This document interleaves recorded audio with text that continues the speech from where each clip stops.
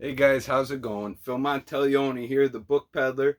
If you haven't, I hope you like and subscribe to my YouTube channel, The Book Peddler. Stay up to date on um, in-store, out-store activity, new book buys, ephemera, a whole mess of stuff, in-store, out-store activity. It's a channel that has everything to do, well, most everything to do with my business as a used book seller and my journey through it all. So I welcome you if you're new to the channel.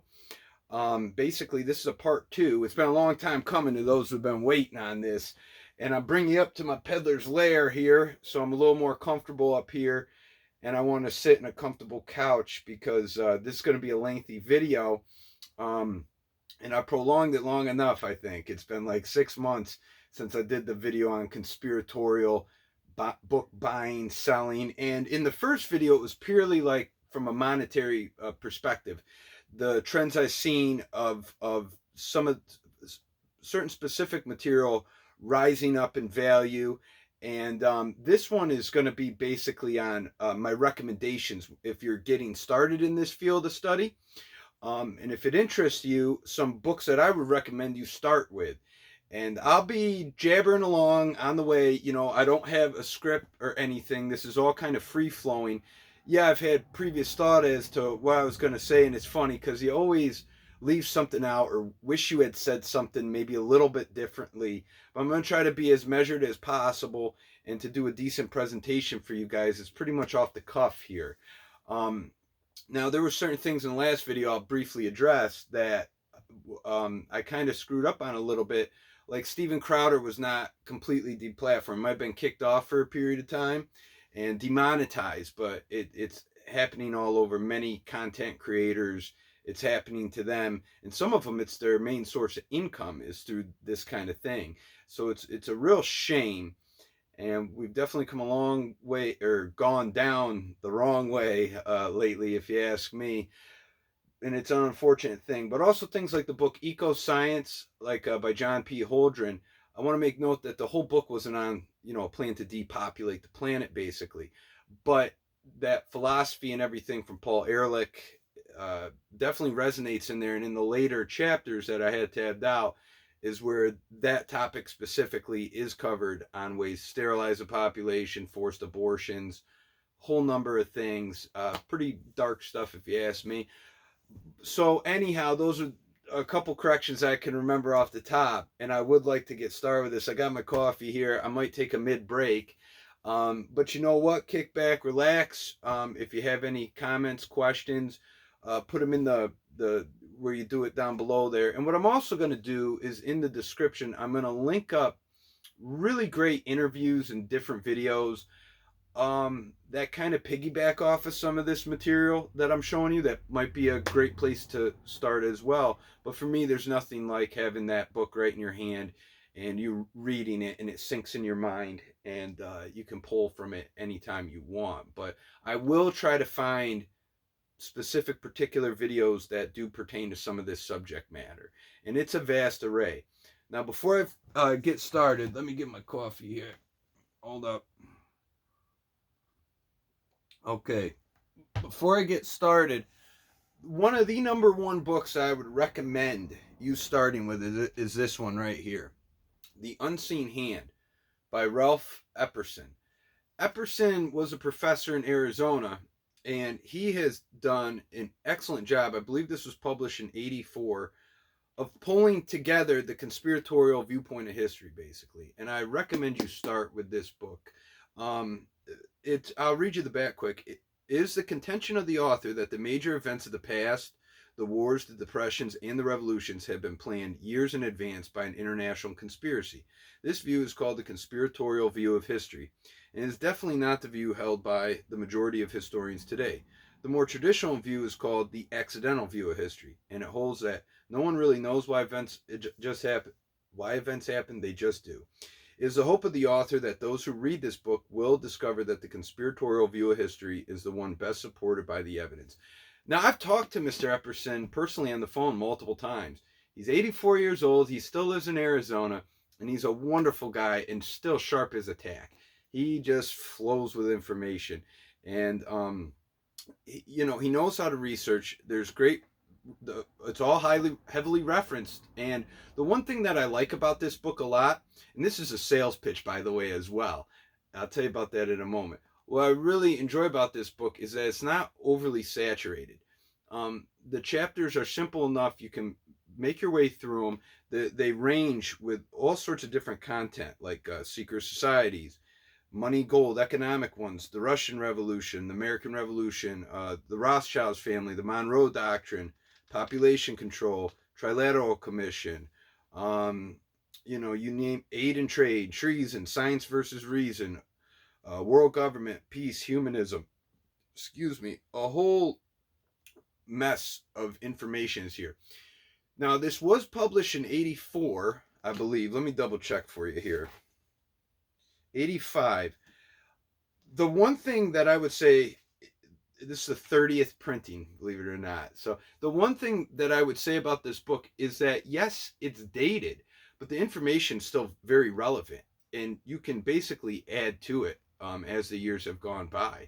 So I highly recommend this. Now, Mr. Epperson has sent me copies of this book, and I'll show you the other books that are for sale. You can buy these directly from me, and he's been gracious enough to sign every one of these books, and you would be helping him out and you would be helping me out.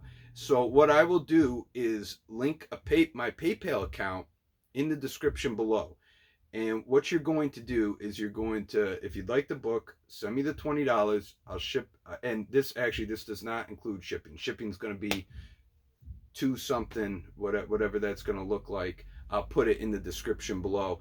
So you pay me and the book gets shipped out. If you want to send a check, my address will be in the description below as well. The other books from Mr. Epperson that he sent up is The Conspiracy Against Christianity. It's on worldwide Freemasonry. Excellent book. It's been highly recommended by my customers. They've really enjoyed this one. So this book is selling for... This is $10. Okay, $10, and you get this book, The New World Order. Again, I would start with The Unseen Hand before getting this book. This is a $20 book. And then this one I thought was real fun. Jesse James. The headline of the July 4th, 1948 Lawton, Oklahoma newspaper reads, Jesse James is still alive in Lawton. History has recorded that Jesse James, this nation's most famous outlaw, was shot to death on April 3rd, 1882 by Bob Ford. So this newspaper headline appeared to be false, but in reality, it was the truth. The man making that claim was J. Frank Dalton, who claimed he was the real Jesse James, and that this shooting in 1882 did not happen. So I've heard about this before, and one of the premier scholars of Jesse James believes that this is one of the best books written on the subject. I thought this would be a real fun read. I'm selling this for $9, and again, they are all signed in here by Mr. Epperson. And I thought this would be a fun one. My customers have read this and they've really enjoyed this as well. So guys, that's my sales pitch. I might even make a separate video for Mr. Epperson's material. Again, these are the books, and I would start with that one. So send in your orders if you're interested, and I'll get these shipped out to you. Okay guys, now let's get to my other recommendations. I gotta get a drink. I'm going to go over why I recommend these books too. They're a little bit away from me right now, so give me 1 minute. Okay. Let's start with this one. This might surprise some of you, but it's the later chapters. With No Apologies by Barry Goldwater. I actually got this edition signed by him. Barry Goldwater was a senator. He ran in the presidential elections in I forget the year, but I believe he ran against a Rockefeller, if I'm not mistaken. Goldwater to me is a really upstanding guy. Put politics aside, doesn't matter what side you're on. This kind of supersedes politics. All this stuff does. Most of that is just theater in my eyes. What I like about this book is in the last chapter he talks about the unelected rulers.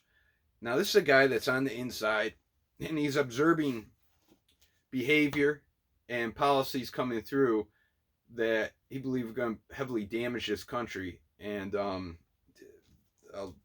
so the chapters are, though, the non-elected rulers. There's a couple more here. Let me see. Strength through weakness. What he's talking about is different think tank groups such as the Council of Foreign Relations, the Trilateral Commission, the UN, that play a heavy role in pressuring and dictating and shaping policy in this country, not for the benefit of America, basically. Making us become more dependent on government, forcing us into different situations that aren't of benefit. And I really thought that it was an excellent job that he did. It's been years since I read this, but he talks about centralized economic and social planning from these organizations, centralization of power within Congress, a whole array of stuff. And I think it's very important to know this stuff. And this was in the 70s when he wrote this. And again, just the first half is about his life. It's interesting to an extent, and I read the whole book, but particularly these last chapters are what's most important, and he's laying that out. And maybe some point I'll do a book review on Mr. Goldwater there. So that's With No Apologies, relatively cheap book to pick up, probably anywhere between $4 and $10. Okay, let's get into this one here. Propaganda by Edward Bernays. Now, this was the nephew of Sigmund Freud, okay, and he basically assisted in helping, I believe, overthrow a Latin American country through propaganda. I'll read the back here. He pioneered the scientific technique of shaping and manipulating public opinion, which he called engineering of consent. During World War I, he was an integral part, along with Walter Lippmann, of the U.S. Committee on Public Information, a powerful propaganda machine that advertised and sold the war to the American people as one that would make the world safe for democracy. The marketing strategies for all future wars would be based on the Committee of Public Information model. Over the next half century, Bernays, combining the techniques he had learned in the CPI with the ideas of Lippmann and Freud, fashioned a career as an outspoken proponent of propaganda for political and corporate manipulation of the population, earning the moniker Father of Public Relations. Among his powerful clients were President Calvin Coolidge, Procter & Gamble, CBS, the American Tobacco Company, and General Electric. In addition, his propaganda campaign for the United Fruit Company in the early 50s led directly to the CIA's overthrow of the elected government of Guatemala. Very controversial work, small book, but it's a good start, I think, when you get into this manipulating of the public through propaganda, basically. Engineering consent is a big term there. You can also look into certain terms if you're interested. Predictive programming, what would you say? Cultural engineering, social programming, stuff like that. And the best guy that I found out there that talks about this is a man named Alan Watt, W-A-T-T. He's dead now. He was up in Canada. I paid homage to him in the previous video. Thought he was a brilliant man. Really still missing Alan and listening to his talks. He's very, very bright. And if you look up any of those terms with his name keyed in, and this is not the Alan Watts, that's a Buddhist guy from California. It has nothing to do with that guy. It's getting harder and harder to find the Alan Watt, his content. So I'd suggest you going directly to his website, cuttingthroughthematrix.com. Great guy, but culture is always a very important thing to try to control and regulate. Basically, I think it goes without saying the influence that athletes have, that musicians have. If anybody out there has ever read Plato's Republic, I've read it like 3 times. Plato in there in particular parts is talking about, and remember, he's part of the oligarchy. It's almost like a blueprint to in certain senses of ruling overpopulation, and he uses the terms fashion industry, culture industry, music industry, and basically said we need to regulate these industries because of the influences they have over the masses. You could, and especially the youth. You can set the youth up to revolt. As young kids, I'm sure maybe many of you out there as well.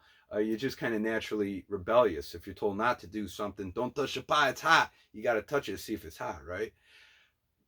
so a lot of it, I think, was centered around the youth. You know, their minds are so malleable and emotional, and sometimes lack the ability to fully reason. So if you can capture the youth through some of these sectors, and it's very beneficial for a society you're trying to shape.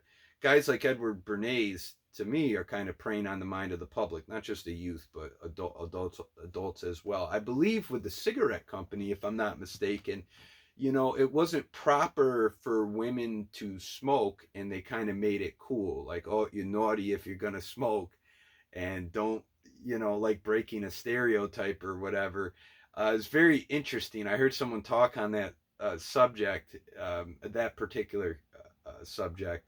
But yeah, I would start with this. I don't mean to go off the road too much. Edward Bernays, Propaganda. There you go. Give it a look. Very, very inexpensive for the most part. Let me get a drink. I gotta freshen, you know, my throat up here. Boy's going through for a marathon. Okay, let's get into this one.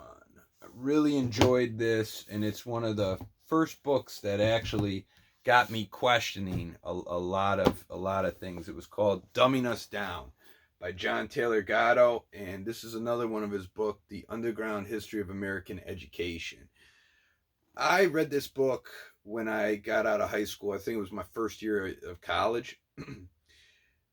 The subtitle is The Hidden Curriculum of Compulsory Schooling, and Mr. Gatto does an excellent job in breaking down the education system.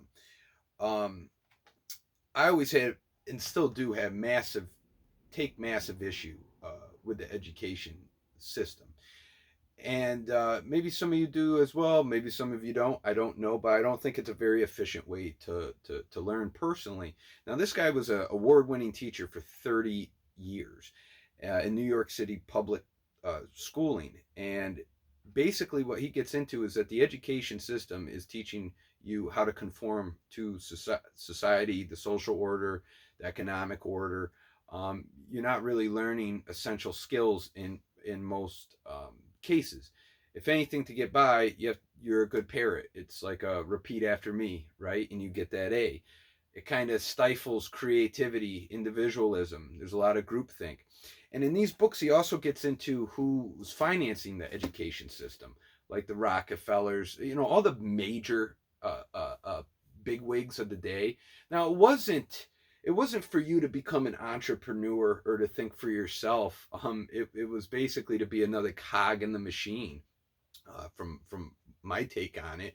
And the techniques of the modern education system are modeled after the Prussian schooling system.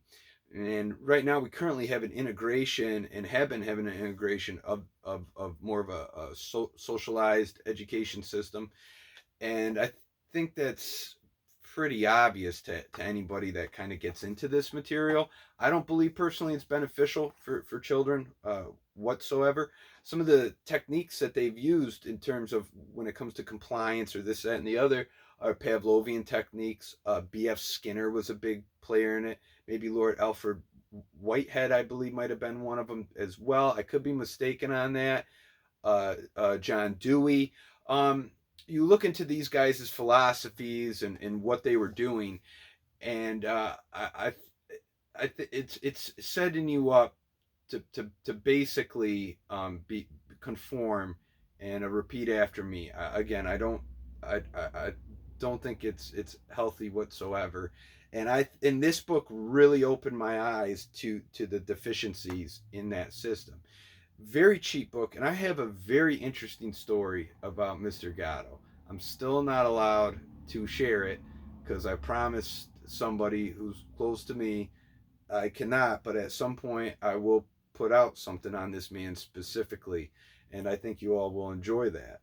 This book is a little more expensive, but again, great stuff. You guys may have interest out there when it comes to the education system. I would start with John Taylor Gatto. Rest in peace. He died 3 years ago. Coffee break. Okay. Where do I go? The Franklin cover-up by Senator John Decamp. This was on the child pedophilia ring that was going on in Nebraska. Involved members of the Republican Party. The senator believed that this was a bunch of nonsense.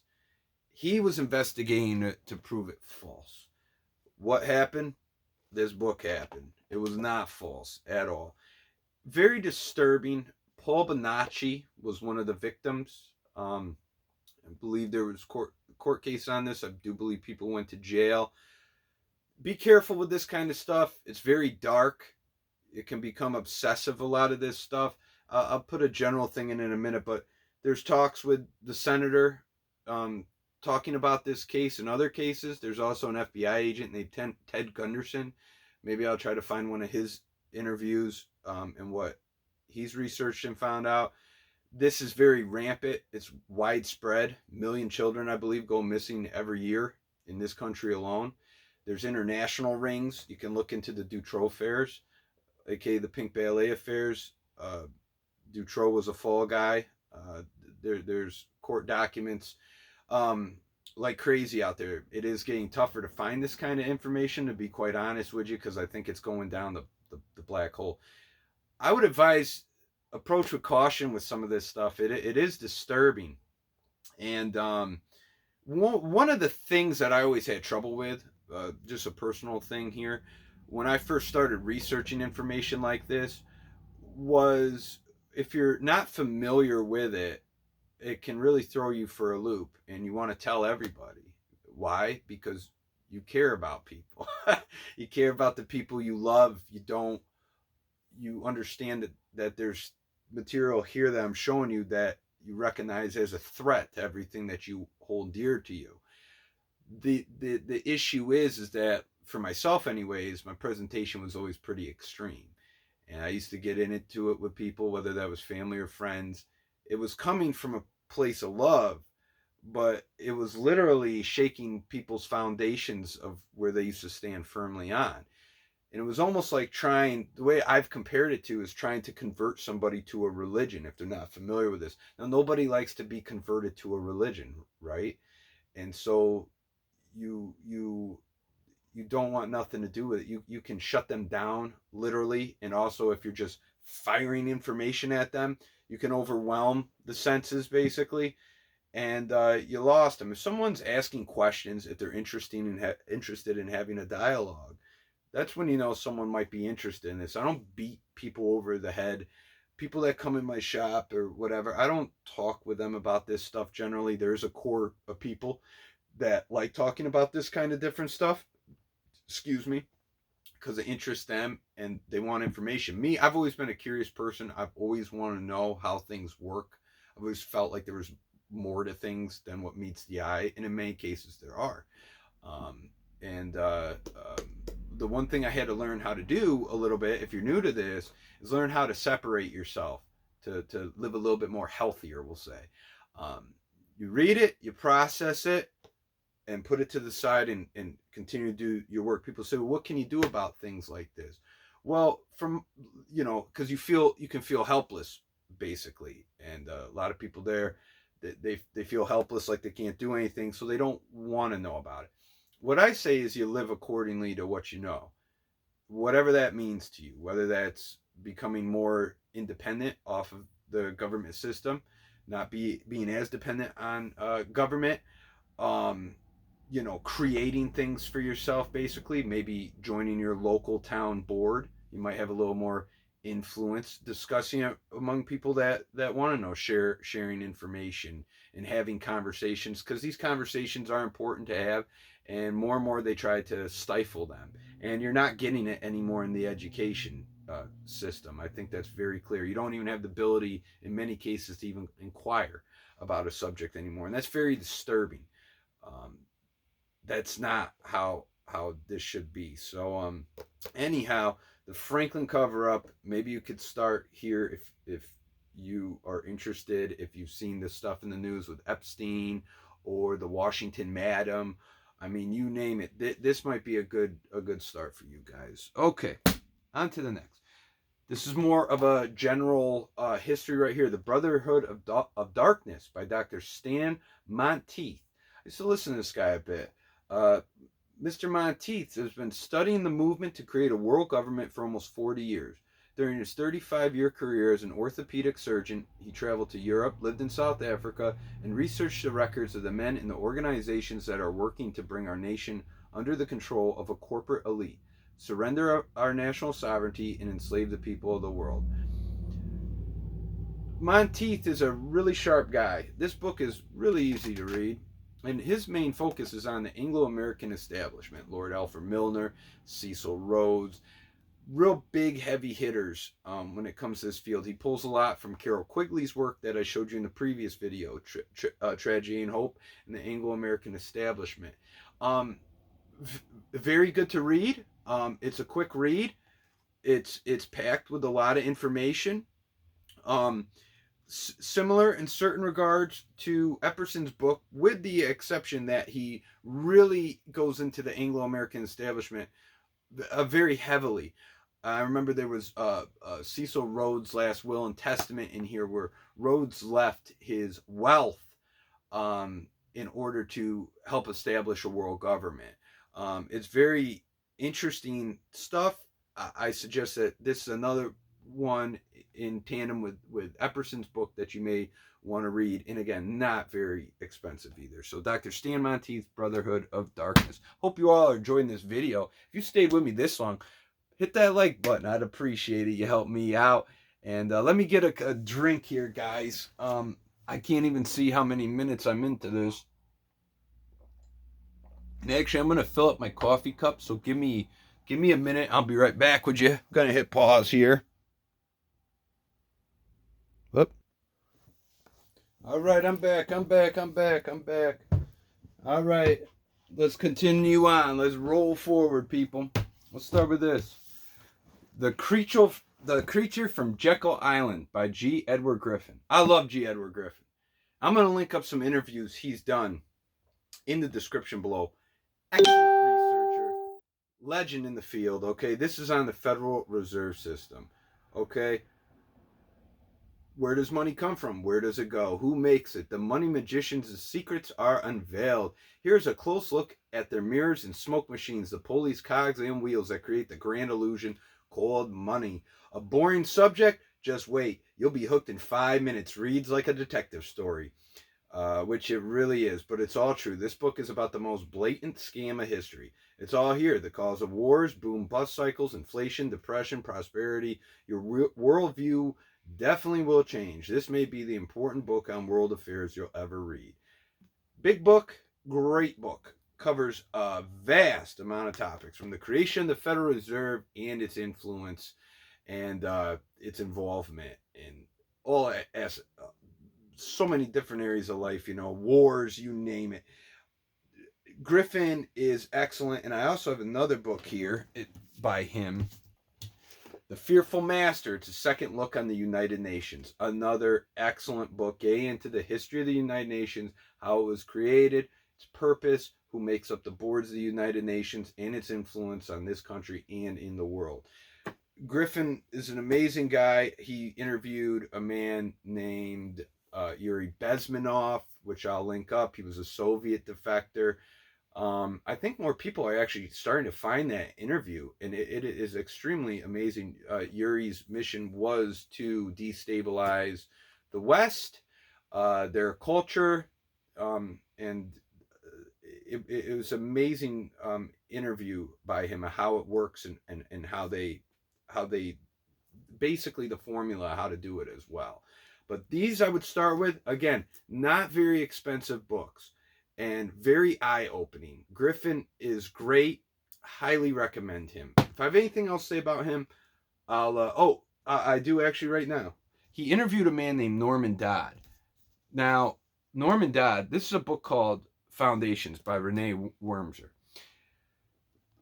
Norman Dodd was the head of, I think he headed something called the Church Committee, and before that was the Cox Committee, COX. I may have the two in reverse. But they were investigating tax-exempt foundations. Now, his investigator had access to the minutes of, I believe it was Carnegie. what did they find? They found that the boards of the Ford, the Carnegie, the Rockefeller, if I'm leaving something out, I probably am one of these groups. We're all interlocking, and they all had similar goals, and basically, and they were planning the future of this country, and it was amazing. The investigator, this all came out in congressional testimony. The investigator went into hiding because they feared for their life, actually. And oh, I'm sorry. This was the Reese Committee. It was the Reese. The Church in the Cox Committee preceded that.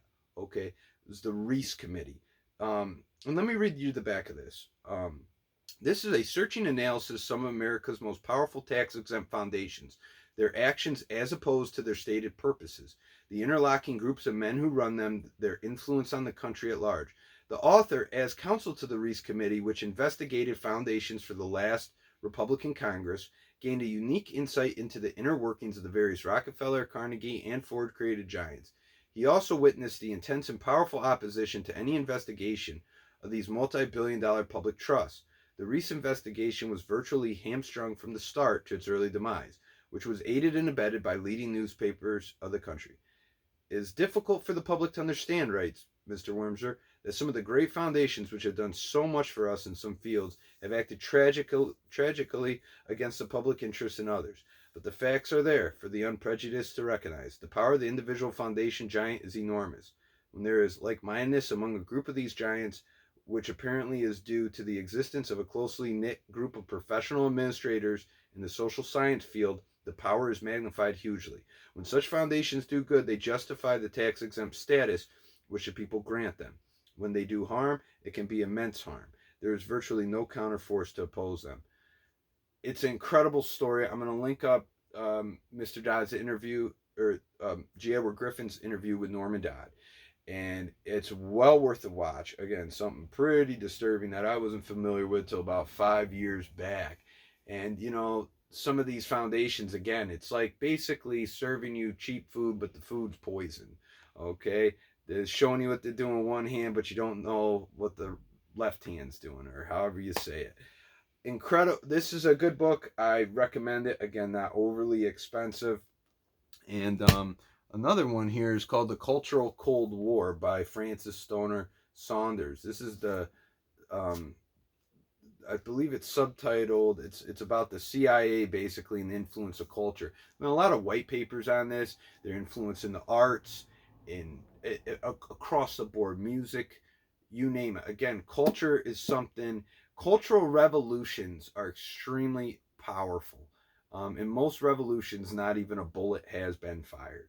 This book definitely gives a breakdown into an investigation of this content here.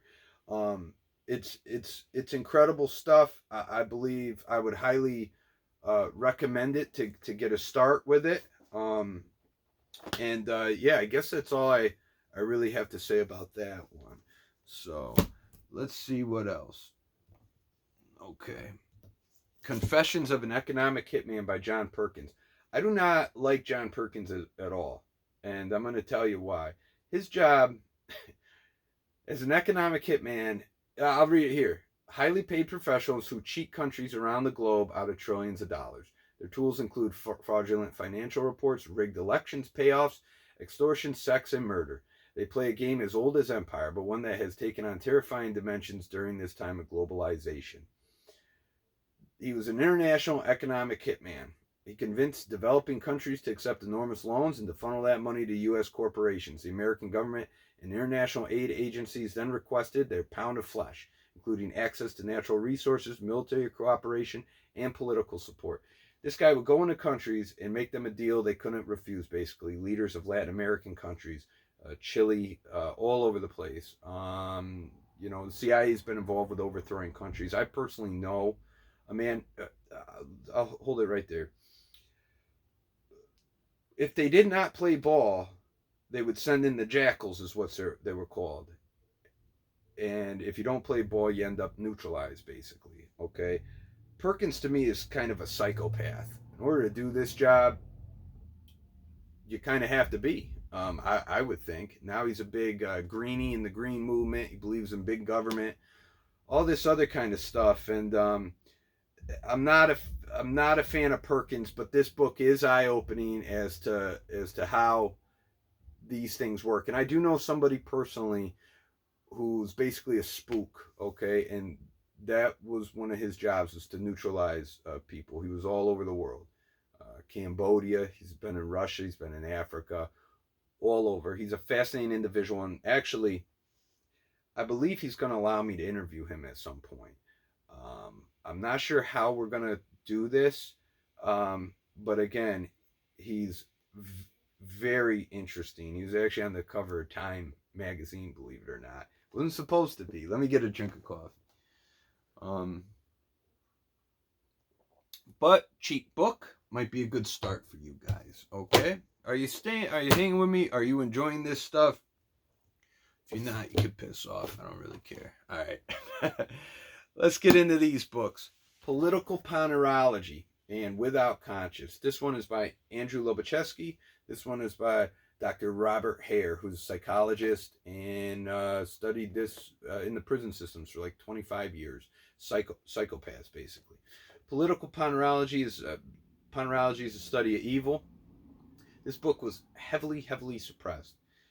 Lobachevsky was in Poland with a group of scientists. It was actually illegal to study psychopathy. They were present and witness to the Nazi regime coming in and the Soviet regime coming in. They noticed that a lot of people, in particular in the positions of power, had the same type of characteristics and traits. And basically, some of that is like lack of empathy, essential for a human being to have. They had psychopathic traits, okay? They crave power over others. And this is an eye-opening book. Pretty technical, maybe a little dated, but you'll get the concept and the general idea of this. And again, it was heavily suppressed. Lobachevsky was the last survivor of this group, and he rewrote this by memory. All the rest had died. Very disturbing. Now, I would also suggest I would recommend this. I'll read the back of it. Most people are both repelled and intrigued by the images of cold-blooded, conscienceless murderers that increasingly populate our movies, television programs, and newspaper headlines. With their flagrant criminal violation of society's rules, serial killers like Ted Bundy and John Wayne Gacy are among the most dramatic examples of psychopaths. Individuals with this personality disorder are fully aware of the consequences of their actions and know the difference between right and wrong. Yet they are terrifyingly self-centered, remorseless, and unable to care about the feelings of others. Perhaps most frightening, they often seem completely normal to unsuspecting targets, presenting a compelling portrait of these dangerous men and women based on 25 years of distinguished scientific research. Dr. Robert D. Hare vividly describes a world of con artists, hustlers, rapists, and other predators who charm, lie, and manipulate their way through life. Are psychopaths mad or simply bad? How can they be recognized? And how can we protect ourselves? This book provides solid information and surprising insights for anyone seeking to understand this devastating condition. The psychopath in society is basically a parasite. It's like a vampire. They're an energy vampire too. And they are highly toxic people. I actually personally know someone who's clinically diagnosed as a psychopath. Cut ties completely with them. But yeah, they lack basic human natural things like empathy. And the argument is, are they born without this? Now, a sociopath, I believe, is someone. The difference was kind of molded based on the society around them that had heavy influence, and maybe that can be corrected at a younger age or therapy or whatnot. But the psychopath is soulless, basically. What I found interesting about this book is like that it's almost like an alien, to be quite honest with you. I don't mean to sound too mean to these people, but it's the truth. I've read a number of books about, they kind of study you almost, because they don't understand you. They pick up on your expressions and things like that, and they'll mimic you. They'll like look in a mirror, some of them, and try to, they don't understand religion. They don't understand different things. They find these amusing, I think, in many cases. But what these books show is that, your psychopath isn't always your Ted Bundy.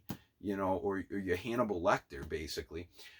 A lot of them, they seem to crave positions of power.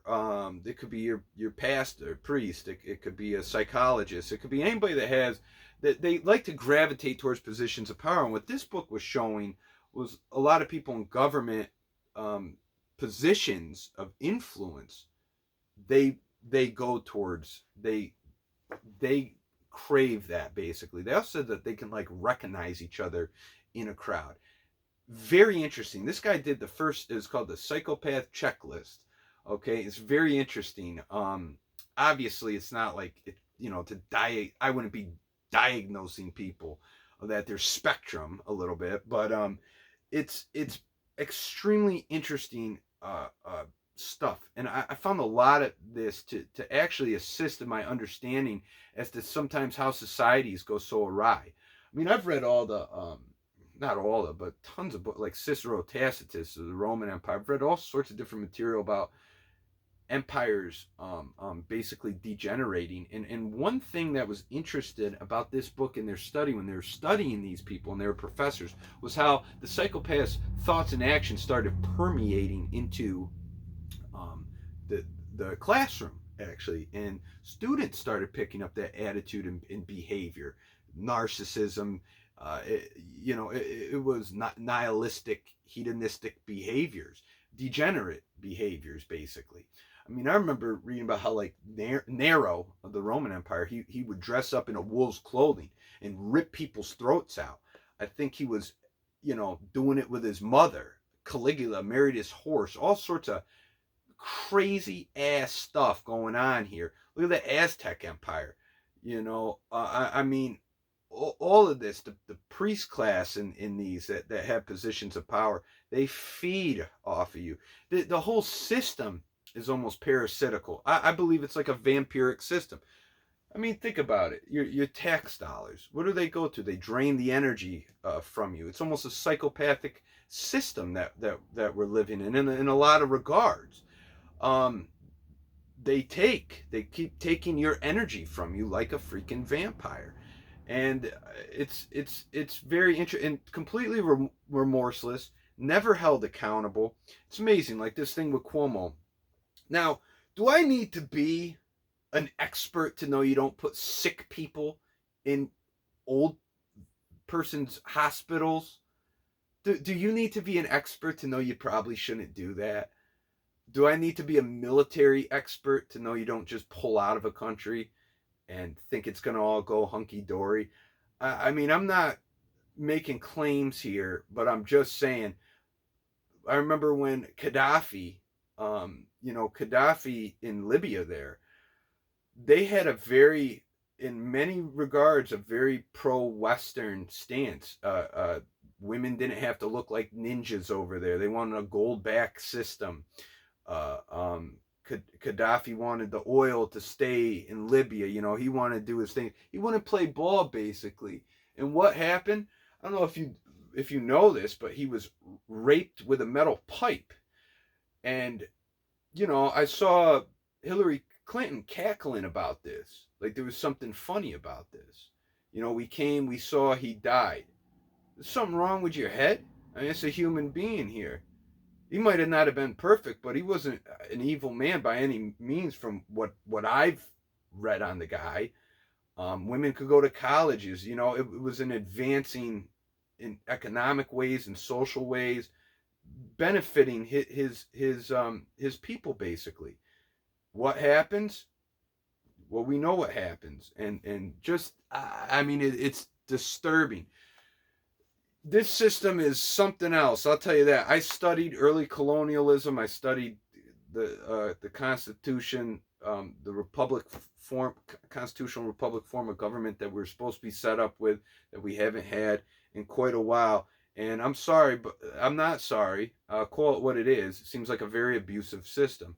I actually heard this story once, and forgive me for digressing a little bit, but I think it has to do with some material that's been covered. And I have a couple more books.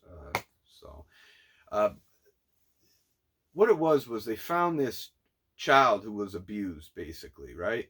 He was kept in a basement. He never even saw the light. This kid would walk the perimeter of this basement every day. That's all he knew. When he was like 12 or 13, they found him and he went outside, right? You know what he did? He couldn't see outside of that. He just kept walking the exact perimeter out in the grass. It was crazy. He was so conditioned uh,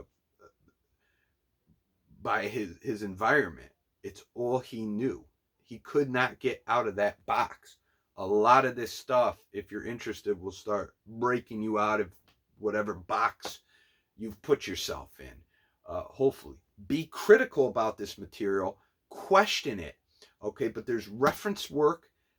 These, for the most part, very accredited people, and come to your own conclusions. I don't care if you believe it or see it one way or another. But if most people, though, are lazy, they're not going to care and they're not going to be interested in doing the work, and that's fine. You got to accept that the masses have always been comfortable with being a part of the mass. You want to know why great tragedies continue to occur throughout history? Because of that. Because people are afraid to stand up for themselves or say what they believe without being harassed or heckled. Me, I grew up with thick skin. You know, most people today don't have thick skin. You think I'm afraid of some comment in a section? I'll tell you to piss off and eat it. I mean, I really could care less. I know who I am and what I'm doing. I have a strong family, and most families are being broke apart, and I don't believe that's by mistake either. Our values are to continue to be abused. At least I'm speaking in general. The family unit is a stronghold against world government, which a lot of this stuff will lead you into. I mean, they have to break the family unit because it's your last vestige against the state, basically. It's very desirable for them to do so. Now we have 50% divorce rate. People can't even pair bond anymore. It's a really sad state of affairs, and this is the normal now, apparently, the new normal.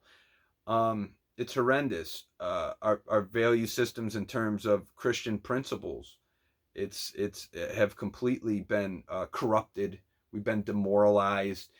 Again, Christianity, you know, people want to talk about religion starting all this wars. Have you ever heard of a term called democide, death by government? There's a professor in Hawaii that's done extensive study on this. It's obvious. The greatest killer in the 20th century has been government. How many died in Mao's regime, Stalin's regime, Hitler's regime, Pol Pot in Cambodia? You can go on and on and on. Government has always been the biggest threat. Washington has a quote that's like fire. It consumes everything in its path. You know, that is the number one threat against your rights. And I don't even need a piece of paper like the Constitution or Bill of Rights to give me those rights. I was given those rights when I was born into this world. God gave me these rights to be able to defend myself, to self-preservation, to say what I want to say, you know, not be held in bondage to a state.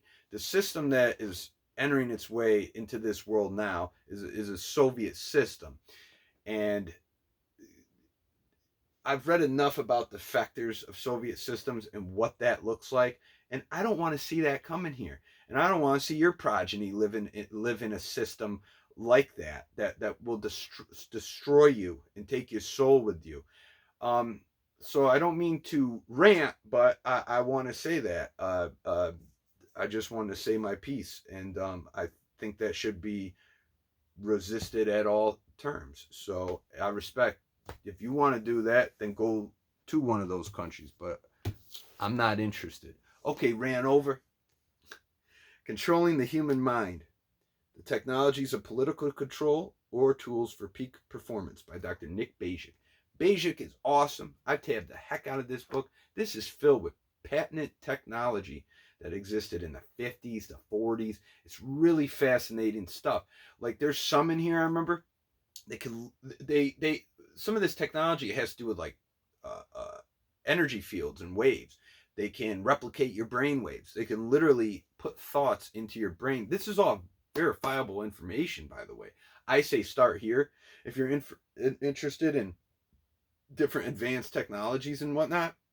Very interesting book. Basic also did a book on the Heart Project up in Alaska. And yeah, it's fascinating. It makes you wonder, gosh, what do they have today, right? I know a lot of people are wicked into the UFO craze, but would you put it past that might be government technology? I mean, it's interesting, but I remember Project Bluebeam and different things of that nature. They can put holograms in the air, basically. I believe this was used in combat during the Desert Storm War, believe it or not. And I think that's actually in here as a case study. Voice of God technology. CIA had a heart attack gun. They could give you a heart attack, actually. Crazy, crazy stuff. Again, I mean, I tabbed the heck out of this. I found this absolutely interesting. And you can go check out my book reviews. This is there. And also The Impact of Science and Society by Lord Bertrand Russell. Not a fan of Russell at all. In that book, I think is disgusting. So the audio's not great on them, but you could give it a listen if you like to, and see what you think. And I break down those two books specifically. Okay, one more book that I have recommended, and a little more, say, Proofs of Conspiracy by John Robison. This book was written in the 1700s. Robison was a very established, distinguished figure, and the chapters are Schisms in Freemasonry, the Illuminati, the German Union, the French Revolution. This is about the Illuminati, okay? That word is thrown around a lot. Very real organization. There's letters that Washington wrote that are, I don't know if they're on public display, but you can look them up. He talks about this infiltrating the Masonic lodges in this country. Very interesting stuff. I must admit, I have not read this book, but it's on my reading list. It's supposed to be excellent, and it's very affordable. Now, another book I want to say is by a General Smedley Butler. It's called War is a Racket. He was the most highly decorated Marine. Actually, it came out in congressional testimony. He testified that a lot of the big wigs in the country were actually trying to set him up to lead and overthrow the American government. Nothing happened to these people. Very interesting. War is a Racket by General Smedley Butler. Amazing individual, very upstanding man. And I have two more things I want to say. I have tons of material on this stuff. This is just some of the stuff that I thought might be a good start for you guys if you're getting into this field. David Rockefeller's Memoirs, right from the horse's mouth. I'd like to read you something. This is on page 405.